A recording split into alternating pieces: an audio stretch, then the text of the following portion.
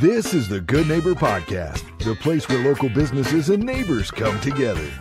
Here's your host, Brandon Andrus Green. Welcome to the Good Neighbor Podcast Live. Choosing who will care for your child is one of the most personal decisions a parent can make. Today's guest helps lead a Broken Arrow Learning Center that serves children through several of the earliest and most important stages. Today, I have the pleasure of introducing your good neighbor, Jeannette McCoy, with your Neighborhood Learning Center. Jeannette, how's it going? Hey, we're doing great today. Thank you. Oh, thank you. I appreciate you joining us. So the Absolutely. word neighborhood is right in the name. What do you want families to feel when they walk through your door? I want them to feel like they are part of the neighborhood, that this is a place where it's a community, that we care for each other. I know that in some of our modern times, we really don't get out and get to know our neighbors like they did back when I was a kid. All Right. the kids played together and all the neighbors knew each other. And so part of that name in choosing it was I wanted that feeling like we were that old time neighborhood. Yeah, and I've heard through the community that you're doing a great job at that. So thank you for making an impact. How did you first get involved in early childhood education? Oh goodness, that's education is just about all I've done. I started out many years ago as a teenager and graduating high school and going into early childhood. And so I did that for many, many years, moved on into elementary ed, but I always had a heart to start my own place. And so here we are, many years later and down the road, and we are set up shop here in Broken Arrow. Now, are you from the area? No, my family is from Southern California. So we have been here since 2021. I had family here. Some of my own grown children were here. And we decided when we were going to become grandparents here that it was time to move. Yeah, so you can be close to the kids. Absolutely. Absolutely. Now, I'm curious. I know parents often use the words daycare, childcare, Mhm. preschool, and learning center all kind of interchangeably. What do you want people to understand about the difference? When I got started, it was preschool. In Southern California, we called it preschool as we were preparing the children for getting into the traditional K-12 learning years and experience. And I feel like sometimes in the community when we say daycare or childcare, that parents think that we are babysitting, and we are certainly not babysitting. My heart is to, yes, enjoy the children playing and lots of playtime and sit with them and interact, but also start with those foundational skills that kids need for when they do get into kindergarten. Being in K-12 education, I know that there are a lot of children by kindergarten, first grade, second grade, they're burnt out already. And so for me, a learning center is a place where we can have some fun while we're learning. And once they do get to kindergarten, oh, I already know this.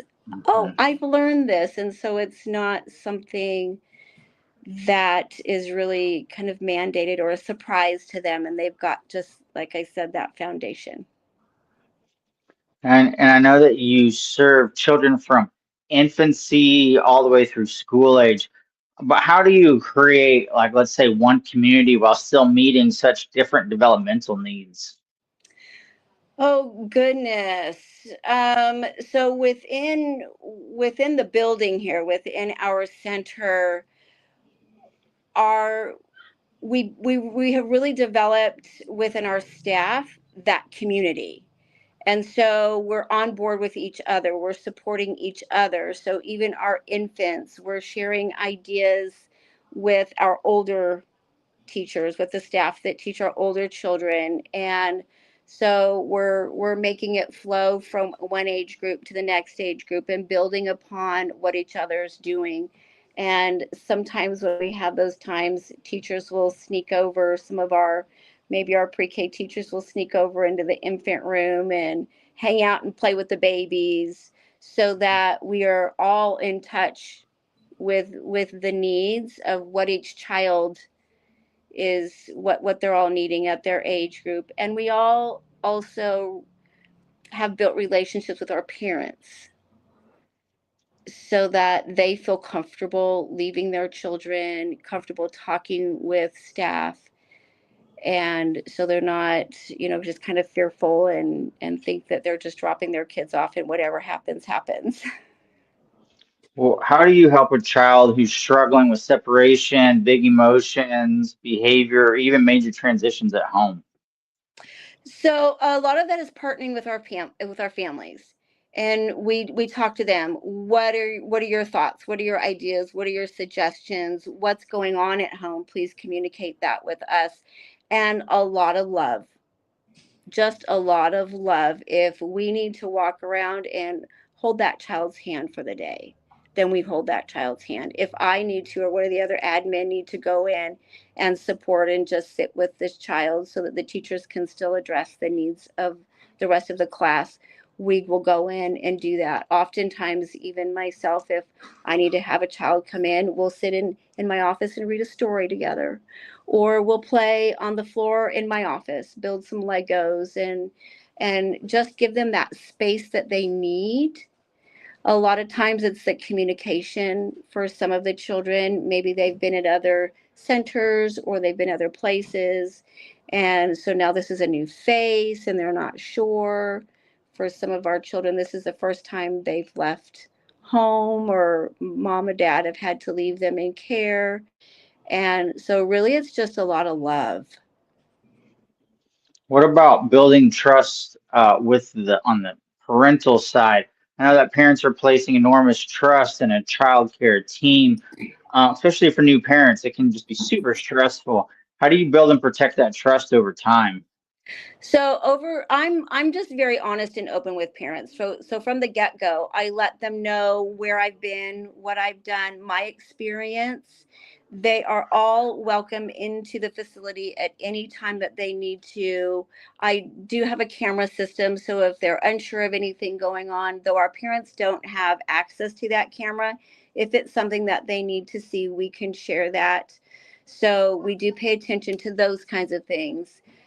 Security is very important. So even for families that are concerned just with things that are going on in the rest of the world, so our front doors, our side doors, they're all secure.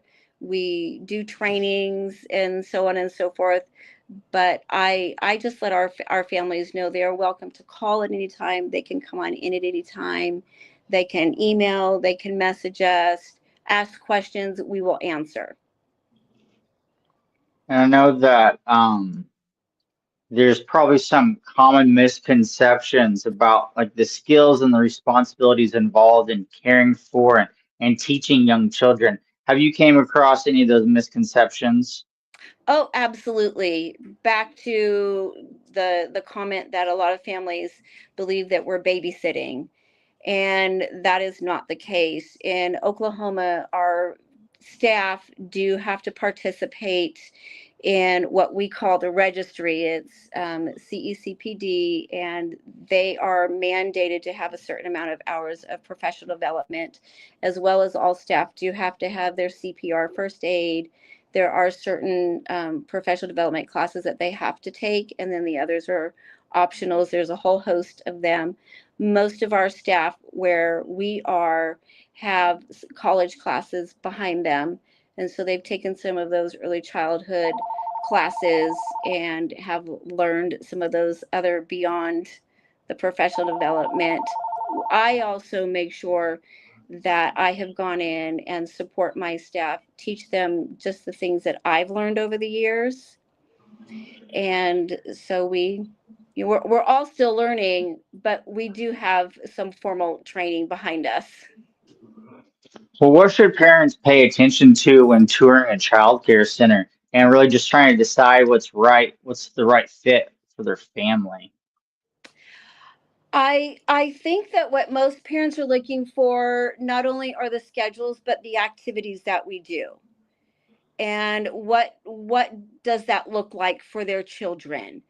They are looking at the amount of playtime. They are asking about the curriculum. And is this a curriculum that we're just sitting down at the table and doing worksheets all day long?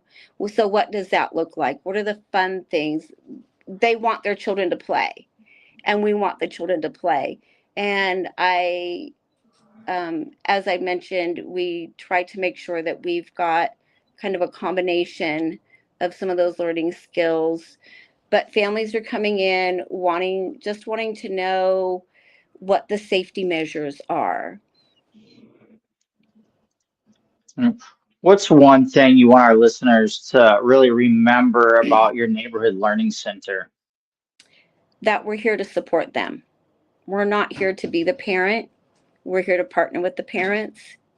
We're here to meet the needs that they have while they're gone and while they're at work or at school or going about their day, that we're here to make sure that their child goes home happy, healthy, having a good day, tired because they've had so much fun, not wanting to go home because they're enjoying being here. And how can our listeners learn more about what all you guys have going on and maybe ask about enrollment? So they can always call the center and we will answer the phone. We also have our Facebook page. We've got an Instagram page. So we are on social media. We have a website and our email. So there are lots of different ways to go ahead and contact us. And you're always welcome to come on over to our front door and we'll let you in and we'll have a conversation with you and answer any questions that you have. Jeanette, I so appreciate you being on this show, and we wish you and your staff and the families at your neighborhood learning center the very best moving forward. Thank you. Thank you for listening to the Good Neighbor Podcast. To nominate your favorite local businesses to be featured on the show, go to gnptulsa.com. That's gnptulsa.com or call 918-301-6356.